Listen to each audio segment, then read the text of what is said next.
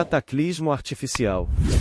Quando recuperei os sentidos, senti-me quase sufocado, mergulhado na mais profunda escuridão, entre uma massa de terra difusa que rolava pesadamente sobre mim vinda de todos os lados e ameaçando enterrar-me completamente. Alarmadíssimo com esta ideia, esforcei-me por me pôr de pé, o que por fim consegui. Então permaneci imóvel durante alguns instantes, tentando compreender o que me tinha acontecido e onde estava. Em breve ouvi um profundo gemido, mesmo junto a mim, e pouco depois, a voz abafada de Peters que, por amor de Deus, suplicava que o auxiliasse. A custo, dei 1 ou 2 passos e tropecei na cabeça e nos ombros do meu camarada, que estava meio enterrado e que lutava com desespero para se livrar daquela opressão. Com toda a energia que tinha afastei a terra mole que o rodeava e acabei por conseguir libertá-lo.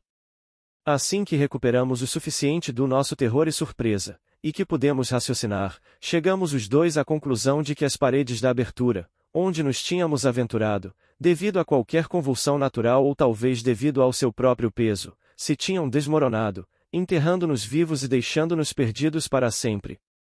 Durante bastante tempo, abandonamo-nos cobardemente à dor e ao desespero mais terríveis, que só aqueles que já passaram por uma situação semelhante poderão compreender. Estou firmemente convencido de que nenhum dos acidentes que podem semear a existência humana é mais suscetível de criar o paroxismo da dor física e moral do que um caso semelhante ao nosso, ser enterrado vivo.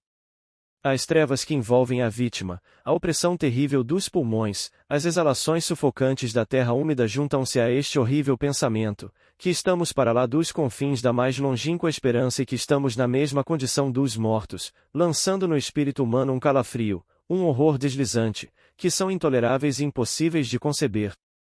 Por fim, Peters propôs que, antes de mais, devíamos verificar até que ponto ia a nossa desgraça e investigar bem a nossa prisão, pois não era completamente impossível que conseguíssemos descobrir uma abertura por onde escapar. Agarrei-me desesperadamente a esta esperança e, apelando para toda a minha energia, esforcei-me pior descobrir um caminho através daquele amontoado de terra desmoronada. Mal tinha dado um passo, quando um raio de luz chegou até mim, quase imperceptível é certo, mas suficiente para me convencer que não morreríamos imediatamente por falta de ar. Então recuperamos um pouco a coragem e tentamos convencer-nos mutuamente de que tudo correria pelo melhor. Depois de termos trepado por cima de um monte de escombros que obstruíam a nossa passagem em direção à luz, foi-nos mais fácil avançar e sentimos um certo alívio da excessiva opressão que nos atormentava os pulmões.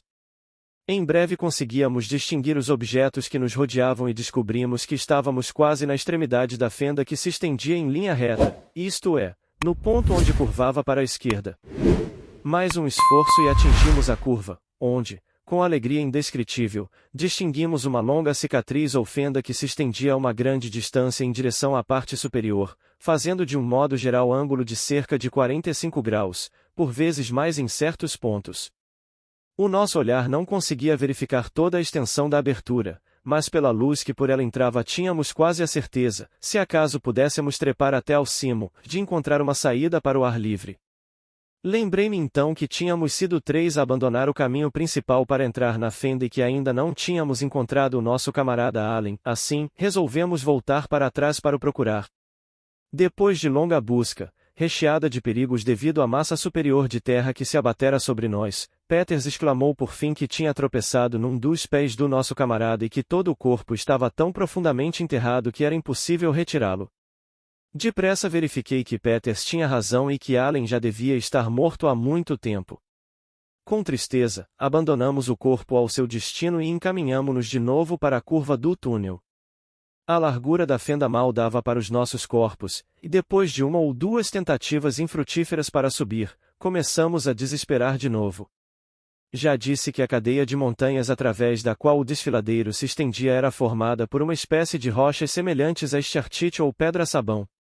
As paredes da abertura que tentávamos alcançar eram feitas da mesma substância e eram tão escorregadias e úmidas que mal conseguíamos fixar os pés, mesmo nos pontos menos íngremes. Noutros sítios, onde a escalada era quase perpendicular, as dificuldades eram naturalmente muito maiores e durante algum tempo pensamos que nunca conseguiríamos transpô-las.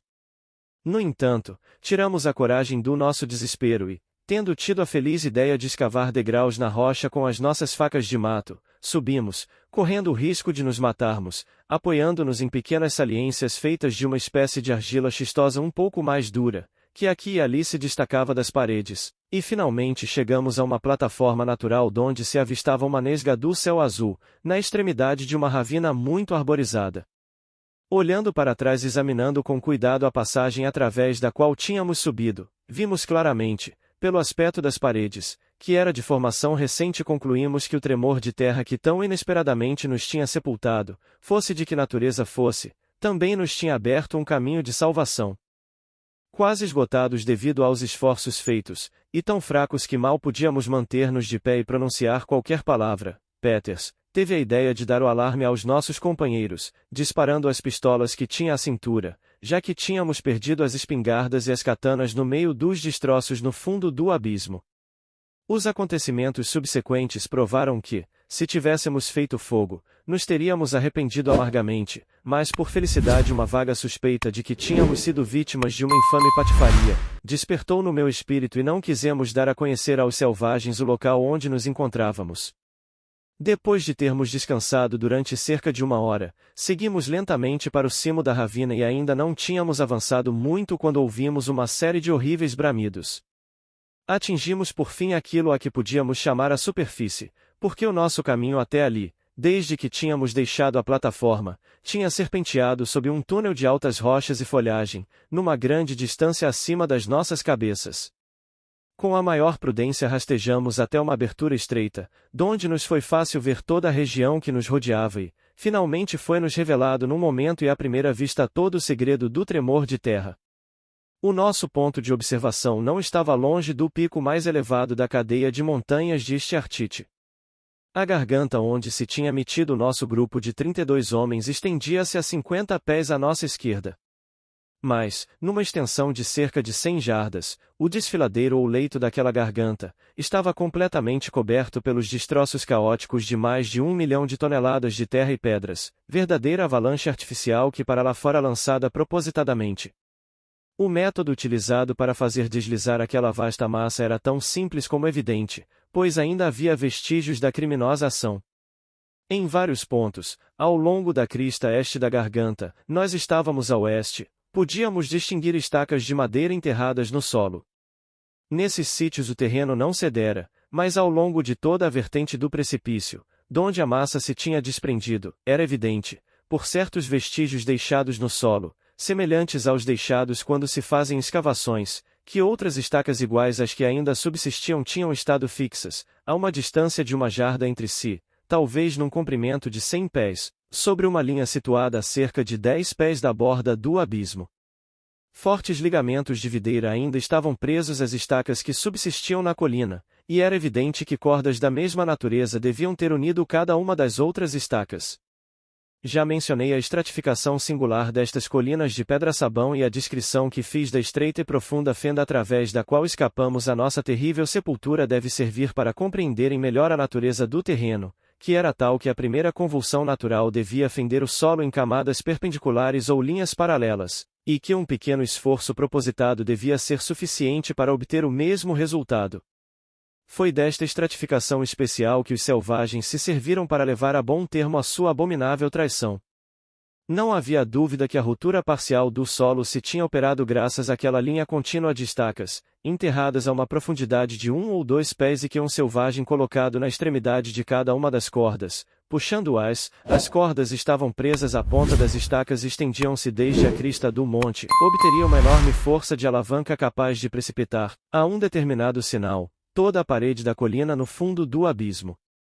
O destino dos nossos pobres camaradas também não podia ser objeto de dúvidas. Nós éramos os únicos sobreviventes daquele cataclismo artificial. Éramos os únicos homens brancos vivos na ilha.